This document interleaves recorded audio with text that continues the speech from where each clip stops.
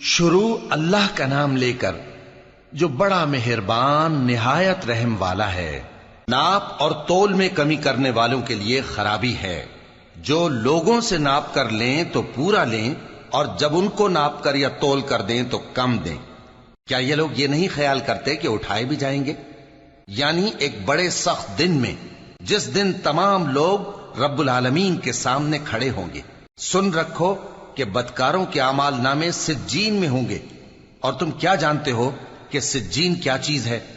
ایک دفتر ہے لکھا ہوا، اس دن جھٹلانے والوں کے لیے خرابی ہے، یعنی جو انصاف کے دن کو جھٹلاتی ہیں، اور اس کو جھٹلاتا وہی ہے جو حد سے نکل جانے والا گناہگار ہے۔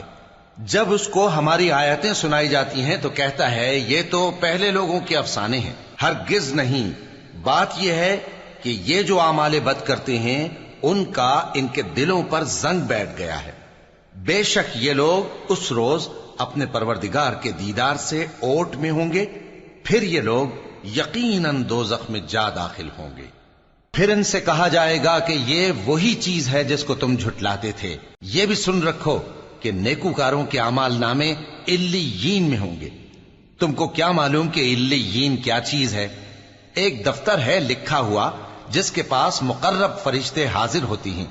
بے شک نیک لوگ نعمتوں میں ہوں گے، تختوں پر بیٹھے ہوئے نظارے کریں گے، تم ان کے چہروں ہی سے نعمت کی تازگی معلوم کر لو گے۔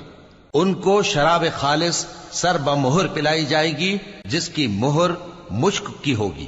تو نعمتوں کے لیے ریس کرنے والوں کو چاہیے کہ اسی کی ریس کریں، اور اس میں آب تسنیم کی آمیزش ہوگی۔ وہ ایک چشمہ ہے جس میں سے اللہ کے مقرب پیئیں گے۔ جو گناہگار یعنی کفار ہیں وہ دنیا میں مومنوں سے ہنسی کیا کرتے تھے، اور جب ان کے پاس سے گزرتے تو حقارت سے اشارے کرتے، اور جب اپنے گھر کو لوٹتے تو اتراتے ہوئے لوٹتے، اور جب ان کو یعنی مومنوں کو دیکھتے تو کہتے کہ یہ تو گمراہ ہیں، حالانکہ وہ یعنی کافر ان پر نگراں بنا کر نہیں بھیجے گئے تھے۔ تو آج مومن کافروں سے ہنسی کریں گے کہ مسندوں پر بیٹھے ہوئے ان کا حال دیکھ رہے ہوں گے۔ آج کافروں کو ان کے کاموں کا پورا بدلہ مل گیا نا۔